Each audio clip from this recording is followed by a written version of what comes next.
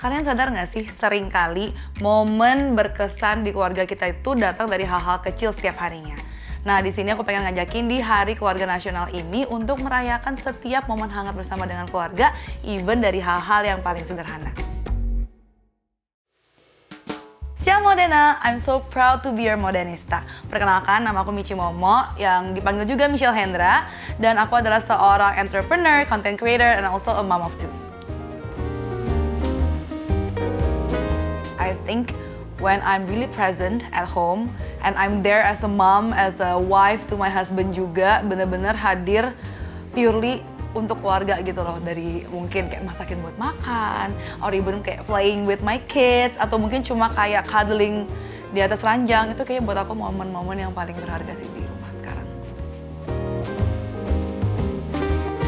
Kalau kita kan tinggalnya di apartemen ya, jadi for me I think sirkulasi udara yang baik itu penting banget, dan juga suhu yang nyaman. Jadi anak-anak juga setiap hari bisa tidurnya nyaman. Of course, thank you banget sama Modena punya air conditioner, the best banget, udah dinginnya cepet, nggak berisik lah.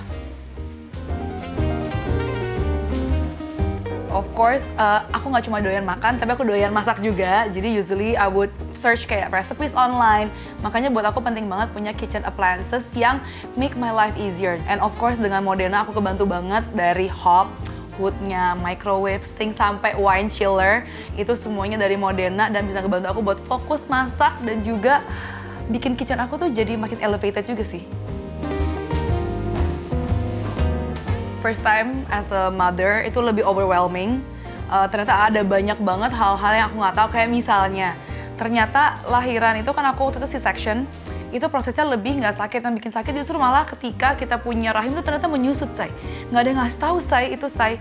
Penyusutan itu sakit. And I think another thing juga yang aku pengen mungkin remind sedikit kali ya untuk ibu-ibu, especially yang baru jadi ibu. It's okay to be kayak egois sedikit, karena you need to take care of yourself too. I know that your priority has shifted, jadi your family becomes number one, especially your kid, your baby. Tapi remember, kamu juga masih proses recovery, kamu juga masih proses healing, and you're actually transitioning from just a woman into a mother. And that's really precious, jadi don't be so hard on yourself. It's okay to take some time just for you. It's always good to have good support system around you, dan jangan pernah malu untuk minta tolong. Kita berdua percaya banget sama mannerism. How we treat people around us really matters. Dan yang kedua, be kind. Aku selalu bakal tanamin ke anak aku dari kecil, you can be kind first, and then you can be anything in the world if you want to. I think it is kind of impossible to make everything kayak bener-bener balance 100%. Tapi take your time, it's okay. Sometimes emang harus sacrifice. I think that's what we do in our lives to make our lives better. Itu adalah sacrifice. So I think just find your own rhythm, find your own timing. Mungkin awalnya bakal susah, tapi kalau udah dijalanin nanti bakal kelihatan kok sela-selanya kayak gimana.